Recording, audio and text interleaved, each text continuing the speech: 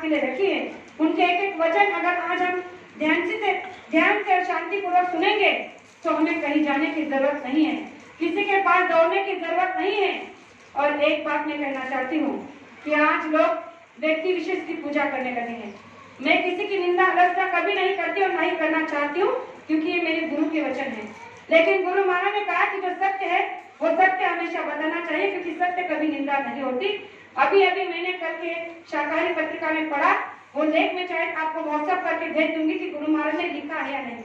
उसमें गुरु महाराज ने स्पष्ट रूप से लिखा है शाकाहारी पत्रिका में कि अगर आप किसी के बारे में सच बताने की कोशिश करते हो, सच को सामने रखने की कोशिश करते हो, तो वो निंदा नहीं हो सकती, वो सत्य हो सकता है जिससे वो बेखबर है।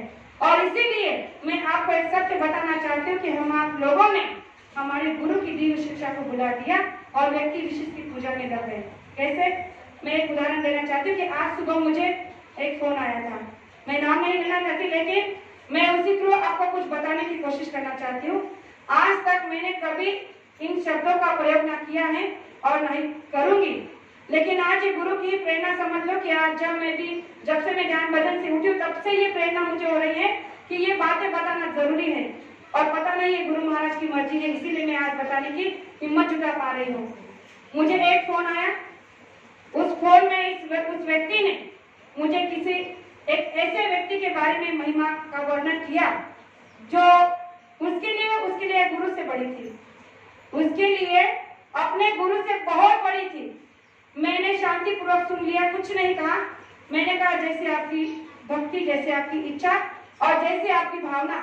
मैं किसी की भावना को ठेस नहीं पहुंचाना चाहती, लेकिन मैं आपसे केवल एक बात कहना चाहती हूँ कि आप जो कह रहे हो, तो उन्होंने जो कहा मैं कहना चाहती हूँ कि उन्होंने कहा कि ताई हम फलाने जगह पर सत्संग के लिए गए थे, वहां पर हमने सत्संग उस व्यक्ति का सुना, तो उन्होंने केवल और केवल गुरु महाराज के वचन को रखा और गुरु महाराज के बारे में ही बताया, अन्यथा कुछ और बताया नहीं। इसलिए हमें बहुत अच्छा लगा। हमने कहा बहुत अच्छी बात है। तो कहने लगे कि गुरु महाराज के वचनों को ही उन्होंने रखा, अपने पास से उन्होंने कुछ बताया नहीं। इसलिए मैं आपको बताना चाह रहा हूँ कि क्या हमें वैसी जगह पर जाना चाहिए या नहीं जाना चाहिए। मैंने कहा कि मैं ये आपकी जिम्मेदारी नहीं उठाना चाहती कि आपको कहाँ जाना चाहिए, कहाँ नहीं जाना चाहिए, क्योंकि गुरु महाराज ने कहा है कि आप किसी के ठेकेदार मत बनो। मैं किसी के कर्मों को उठाऊ इतनी महान नहीं हूँ, लेकिन आपने जो कहा उसका मैं उत्तर देना चाहती हूँ कि आपने कहा कि उन्होंने केवल और केवल गुरु महाराज के वचनों को रखा, गुरु महाराज की बातों को बताया। तो मैं आपसे एक बात बताना चाहती हूँ कि आप अज्ञान हो ज्ञानी हो मुझे नहीं पता, लेकिन आपकी बातों से लगता है कि आप अज्ञान हो, क्योंकि जिसके पास में खुद का कुछ है ही नहीं वो क्या बता सकता है अपना। अरे जो गुरु का ही बता रहा है तो गुरु की ही तो दौलत है। आज तक अगर हम यहाँ पर खड़े होकर कोई भी वक्ता अगर व्यासपीठ पर खड़ा होकर बोलता है तो क्या हमारी आपके औकात है, क्या हमारे आपके पास में वो पूंजी है कि हम अपनी तरफ से कुछ बता दें।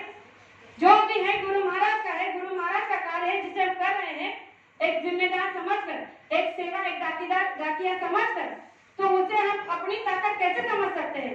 लेकिन वो कुछ लोग उसे अपनी ताकत समझने लगे हैं, कहते हैं कि हम परिवर्तन करा कर दिखा देंगे, हम जीव कल्याण करा कर दिखा देंगे, हम दुनिया की स्थिति को बदल कर दिखा देंगे।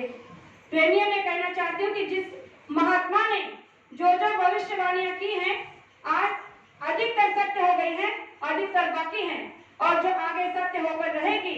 ये गुरु महाराज का ब्रिज वाक्य है कि मैं आगे ऐसा खेल खेलूंगा कि दुनिया का कोई भी माय का लाल उस खेल को समझ नहीं पाएगा, और जो इस खेल में भ्रमित हो जाएगा दुनिया का कोई भी जादू मंत्र टोना उसे ठीक नहीं कर पाएगा। इतना बड़ा खेल आगे खेलने वाला हूँ। प्रेमियों, गुरु महाराज का जो है वही गुरु महाराज हमें आप लोगों को बताने के लिए बता रहे हैं, और जो लोग अपनी तरफ से बताने की कोशिश कर रहे हैं वो केवल डरपोक है। इस पर एक छोटा सा प्रमाण देना चाहती हूँ कि एक बार एक ब्राह्मण था, वो ब्राह्मण बड़ा ही